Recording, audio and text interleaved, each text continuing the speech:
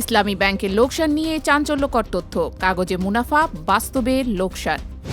প্রকাশ্যে লাভ দেখালেও ইসলামী ব্যাংক আসলে গভীর লোকসানে ডুবে আছে। ব্যাংকটির গোপন লোকসান প্রায় ৩,০০০ কোটি টাকা। সাম্প্রতিক এক অনুসন্ধানের পর এমন সংবাদ প্রকাশ পেয়েছে গণমাধ্যমে। মুনাফার হিসাবের ফাঁদ। খেলাপি ঋণের ওপর আদায়যোগ্য, এমনকি এখনও আদায় হয়নি এমন ক্ষতিপূরণের অর্থকেও মুনাফা হিসেবে দেখানো হচ্ছে। বিশেষজ্ঞদের মতে এটি শুধু অনৈতিক নয়, ইসলামী ব্যাংকিং নীতিমালার পরিপন্থী এবং শরিয়া অনুযায়ী গুরুতর লঙ্ঘন। খেলাপি ঋণের ভয়াবহতা। ব্যাংকের খেলাপি ঋণ আশঙ্কাজনক হারে বেড়ে প্রায় ৮০% পৌঁছেছে বলে দাবি করা হচ্ছে। এর জন্য দায়ী করা হচ্ছে দুর্বল ব্যবস্থাপনা ও রাজনৈতিক প্রভাবকে। আস্থার সংকট।